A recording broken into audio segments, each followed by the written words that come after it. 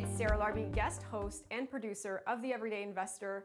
And today we're going to talk about something very interesting. But before we do that, we are here today to help you make money using your money so that you can leave the 9-to-5 rat race and create a life of freedom to do what you want, where you want, with who you want. So we have a special guest today. Don't go anywhere. Today on the show, we are talking to my good friend Jared Henderson on how to make money using basement conversions as the real estate investing strategy. Yeah, so I hire a GC, and I would strongly recommend that an investor who's diving into these types of projects do the exact same thing, because there's an overwhelming amount of information. The mortgage world has changed. Has your advice? Are you looking for a modern approach to your mortgage planning process? Advice tailored to your unique, ever-changing circumstances? Whether you're upsizing, downsizing, purchasing, or refinancing, the Kyle Ford Mortgage team works with individuals and companies to custom tailor the right mortgage product for you. Working with a wide selection of lenders, we're here to serve our clients and help them achieve their real estate and retirement goals. Contact the Kyle Ford Mortgage team today, Canada's mortgage choice.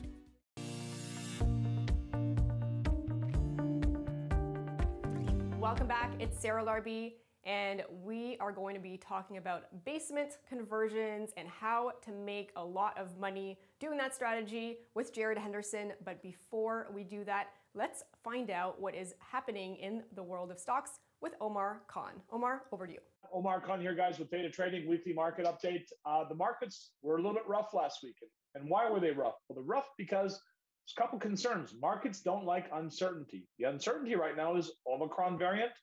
Is the economy going to reopen? Are jobs going to come back as quickly? Are people going to get involved in travel again? Questions, uncertainty. Markets don't like uncertainty. Second problem, inflation is a bigger problem than initially thought. Now, that being the case, interest rates may need to rise faster. When interest rates rise, the cost of borrowing for companies goes up. And particularly growth stocks or technology stocks that sometimes take on a large amount of debt, they tend to get hit the hardest. And that's exactly what has happened. But what will happen ultimately is we'll have to wait to see how this plays out. And ultimately, again, like I say always, the amount of money a company makes or doesn't make will ultimately determine whether the stock goes up or not in the long run. So really, we're going to pay attention to is how does this impact earnings in the next quarter? But so far, these are the concerns. This is why the market's pulled back. But the general economy is still in pretty good shape. The trend is still there. Let's see how it goes. See you guys next week. Thanks, Omar. That was very insightful. Jared Henderson, welcome. How are you? Great, Sarah. Thanks so much. Great to be here. I'm excited. I love the strategy that we're going to talk about today. Before we get into it, though, you are a real estate investor. You've been very, very, very successful. Share with us how you got started in real estate investing. So we're going back almost a decade. So in 2012, I invested in 2 condos in Niagara Falls. I didn't know what I was doing. I just wanted to make sure I was investing in something, and rent was being collected on my behalf because I didn't know how to get renters.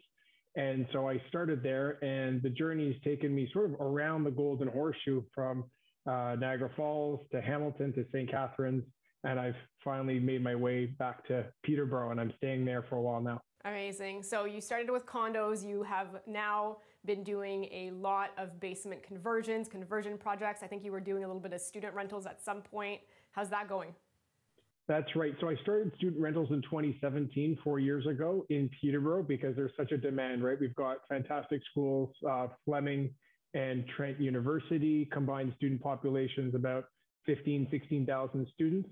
But what happened is a year and a half ago, since COVID, the demand for student rentals was definitely up and down depending on the latest circumstance. So in an effort to stabilize things, I got into basement suite conversions and haven't really looked back, as it's an effective strategy to employ the BRRRR method, buy it, renovate, refinance, and then get out. Yeah.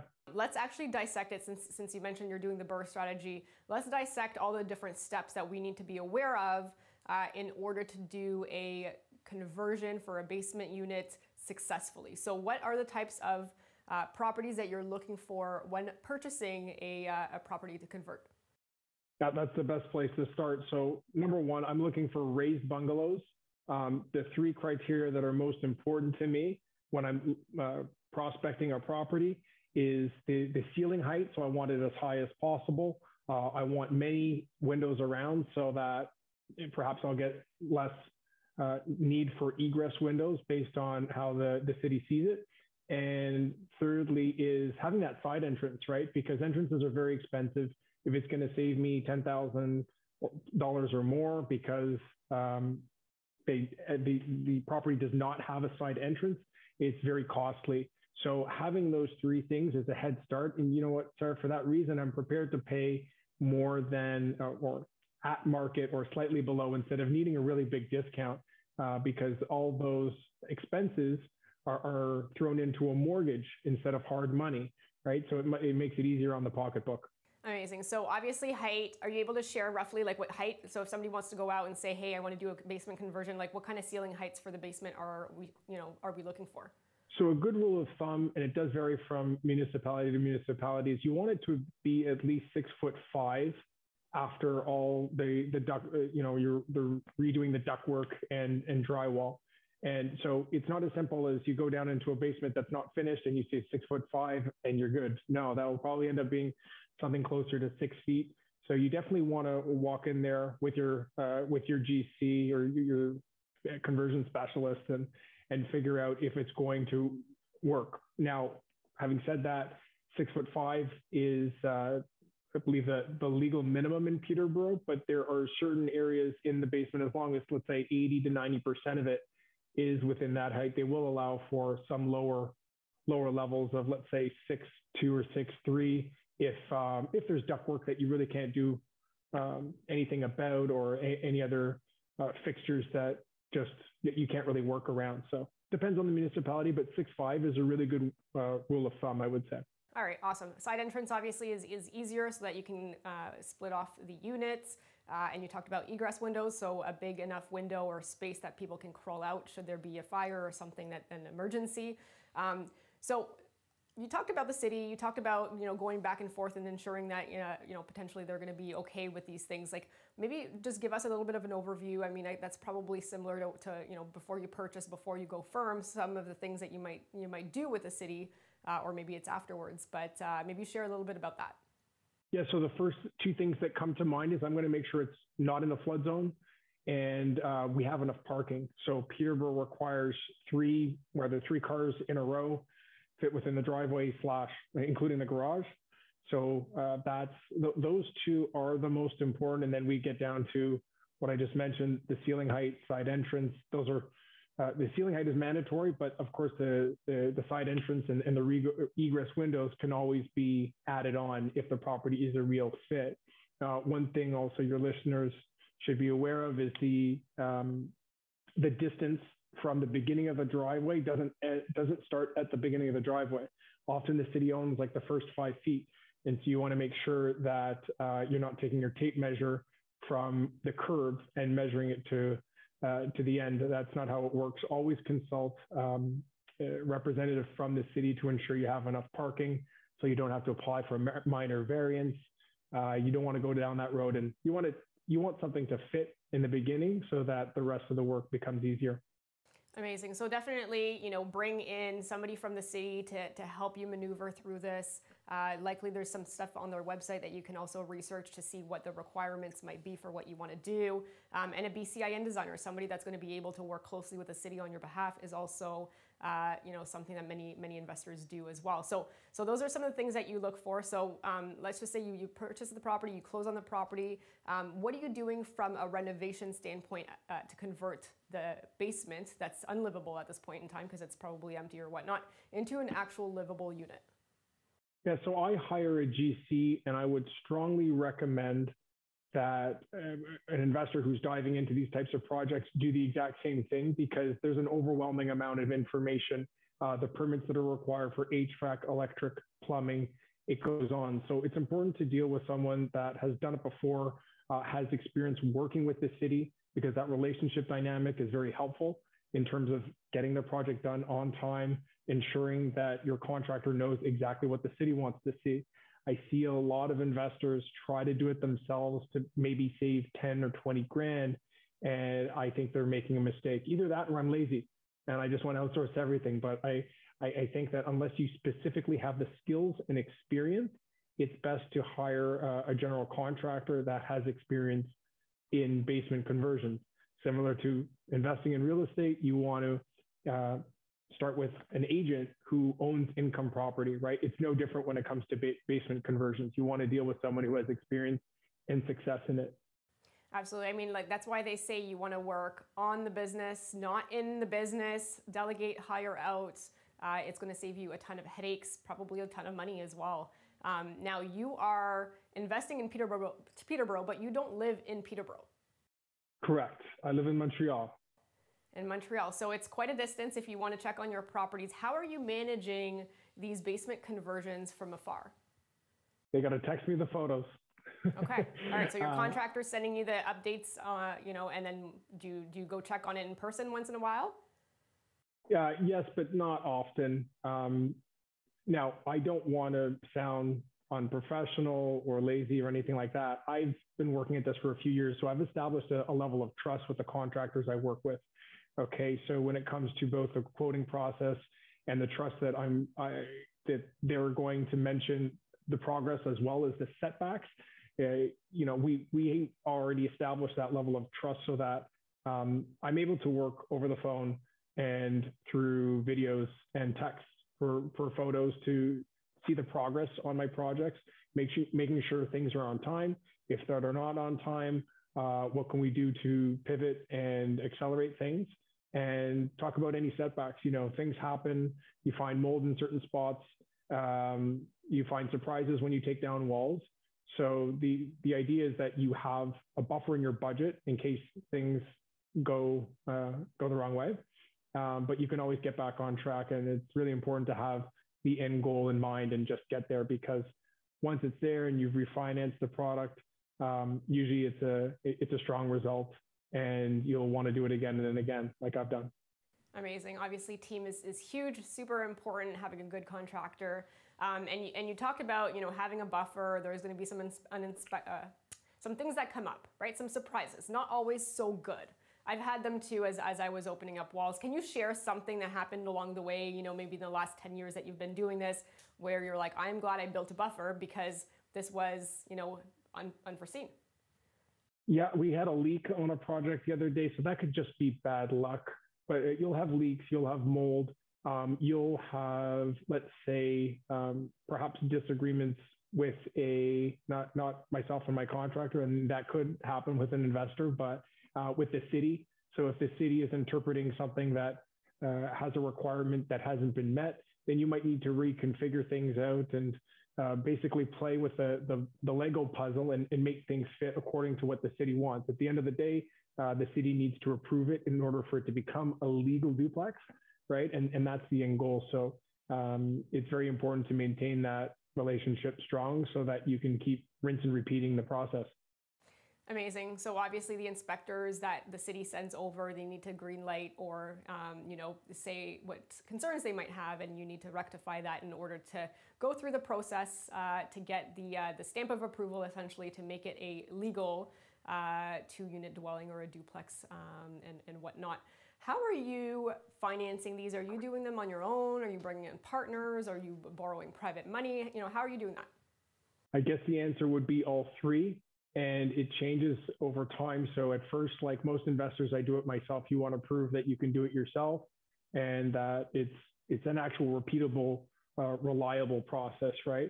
And then I've started working recently the last couple of years with joint venture partners, where they're going to put up all the capital for the down payment, closing costs, and the renovation. And I'm successfully able to get them their money back and then some, depending on the project. That can never be a promise, but the idea is that I don't want to be restricted by my own funds when I see opportunities. So whether it's private, which means I'm going to take on expensive money to take on the project and refinance it out another way, or joint venture partner, I think it's imperative for an investor to look at those two avenues in order to scale, because there's only so much money you could do yourself, even if you're doing a very good job, right? The banks are going to cut you off eventually, and you really want to use your network in order to grow your portfolio. And there's many opportunities for these win-win situations with the right strategy. Amazing. Your network is your net worth. That is a very common saying. Jared, don't go anywhere. I'm excited to bring you back very, very shortly to talk about a specific deal. And you guys at home, don't go anywhere either. We'll be right back. At Theta Training, our goal is to help you achieve financial freedom by teaching you the foundations of trading stock options. Join our growing community. Learn through our live-streamed weekend course, or develop your skills at your own pace online. Understand how the stock market works and how you can use the options market to earn additional income. Achieve financial freedom and live life on your terms. Let us help you build your empire.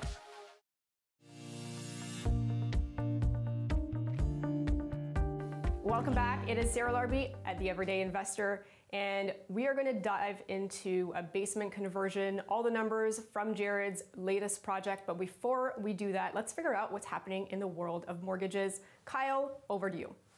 This week, I want to talk about secured versus unsecured lending.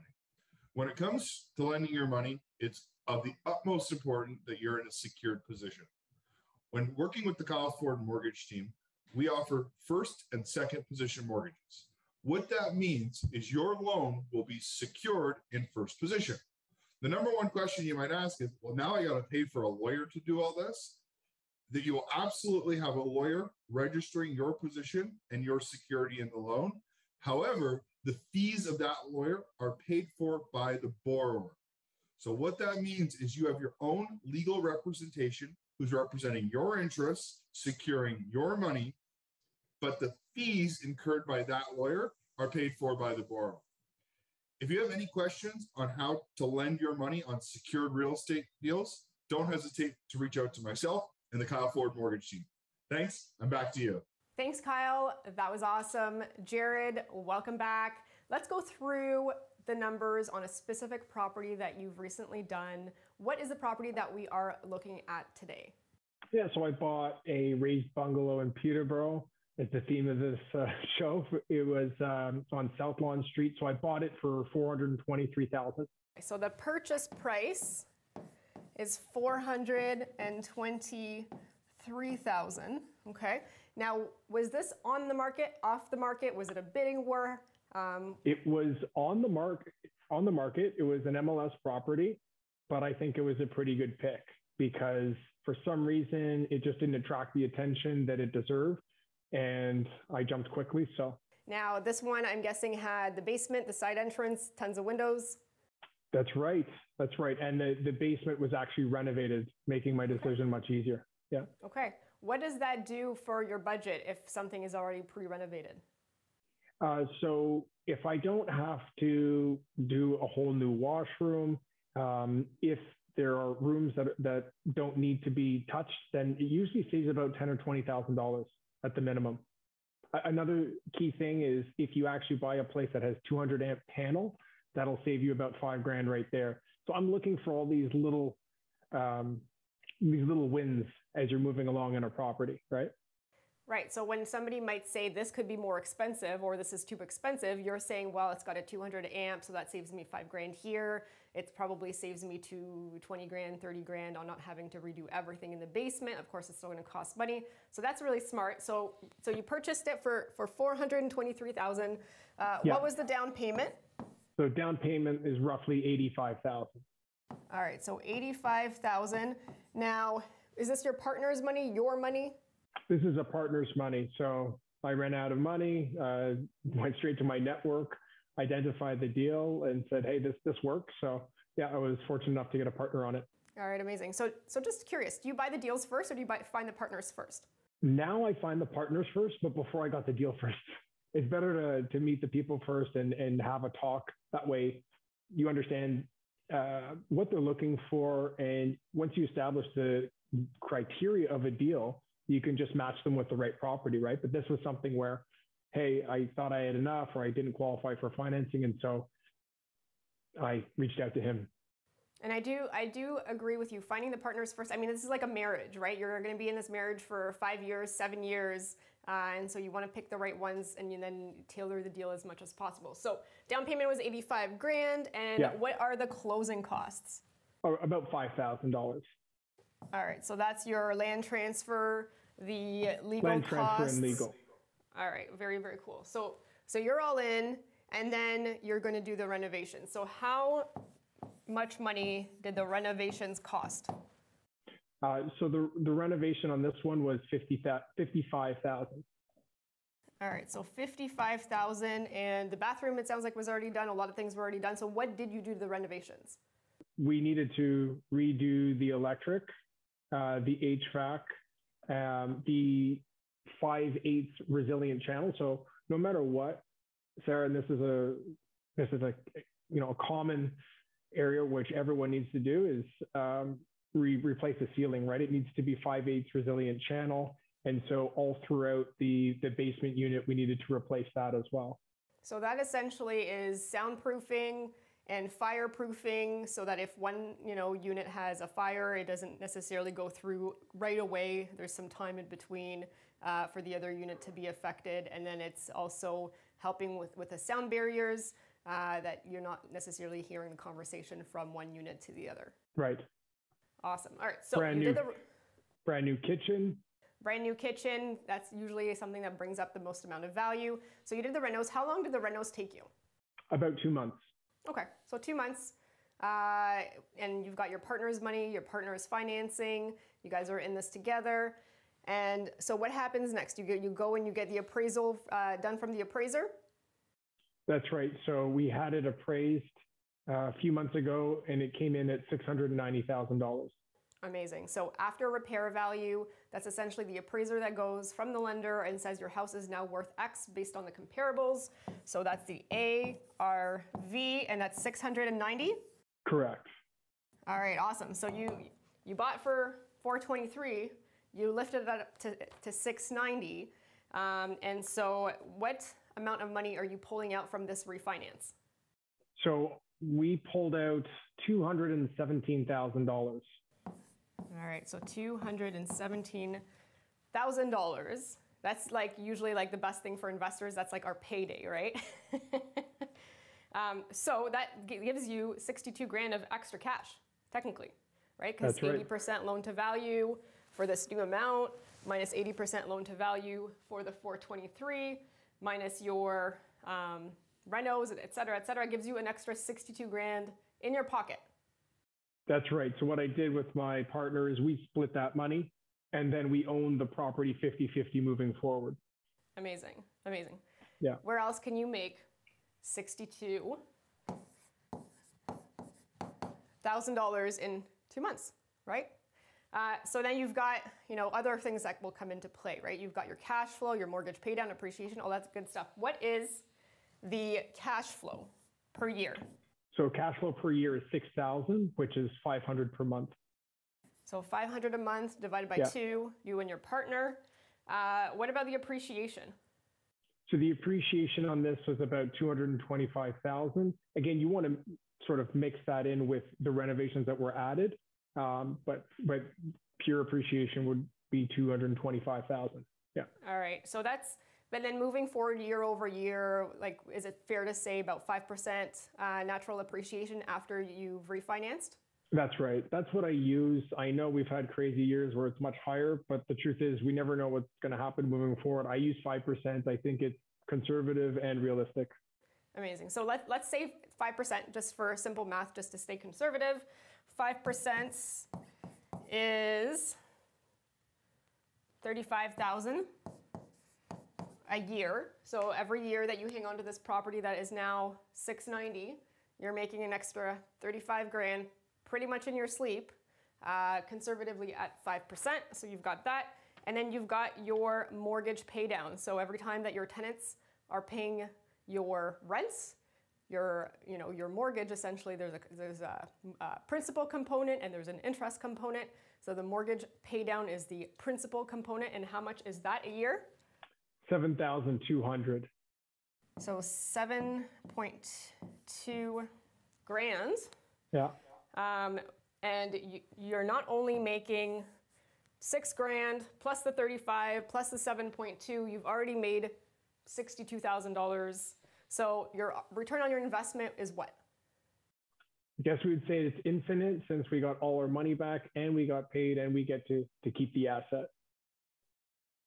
So you've made a lot of money in 2 months and you've got an infinity return on investment. Where else can you make something like this? I really don't know. So that's why I keep focusing on the next Peterborough conversion project. So if you find out, let me know.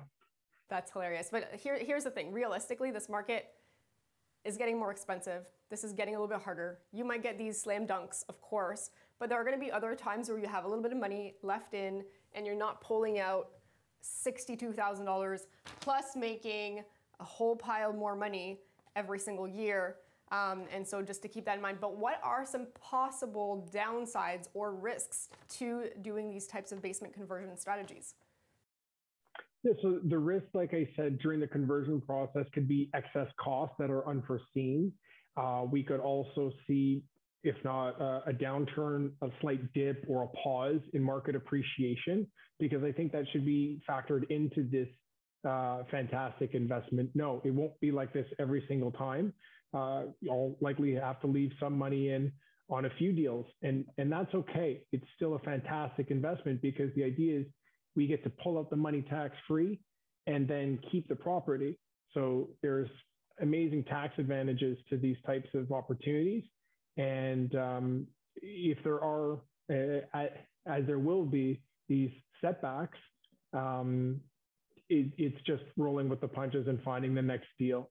My job as an investor is to identify the opportunities and execute as best as possible. That's all I can do. You know, another potential risk, another potential downside could be an appraiser not appraising the property how you estimated in the beginning and having partners and having to explain that. So, you know, there's probably a few things to consider, but it sounds like an amazing deal. It sounds like Peterborough is awesome. I mean, I have some investments nearby as well. And Peterborough has done really well, especially the 407 is now connected to the 115. I think they're talking about improved transportation and all of that good stuff. So what's next for you? Well, I'm diving into multi-unit in Hamilton. I bought a 6-plex last year and I'm continuing to buy that. So those types of properties, multi-unit provides a lot of opportunity as you're able to basically refinance based on the performance of the asset itself instead of what the neighbor's house sold for in residential. I don't intend to stop either one. I just like adding. I'm having too much fun. It's a lot of fun to challenge yourself in these new types of investment opportunities that are related to residential and you know, duplex conversions. It's the same principles. It's just a slightly different game with a bit more money involved. So your lifestyle over the last 10 years likely has changed, especially if you're making 62 grand plus, you know, essentially a ton of extra thousands of dollars every single year that you're splitting with a partner, that they put the money up, they put the financing up, they're happy because they're making money. You are delegating remotely with a great team. What's your lifestyle now like versus 10 years ago? Well, it is a little cozier, but to be honest, because I love what I'm doing so much right now, I always joke that I'm a broke investor. And what I mean by that is I pull out every single dollar that I pull out of the deal. It's hungry to find a next home, literally and figuratively. It needs to get into another property because the truth is, I don't live a flashy lifestyle. I like nice things, but the idea is to create enough wealth so as to create the time freedom that a lot of investors are aiming towards. And it really helps if you just keep investing versus buying fancy cars and things you don't need. Amazing. Jared, thank you so much for sharing how to do basement conversions, your insights, and these awesome deals that you're doing. Really appreciate having you on the show. Awesome, Sarah. This is a lot of fun. Thanks so much for having me. And thank you at home for tuning in. Without you, we wouldn't have a show. Don't forget, same day, same time next week. See you then.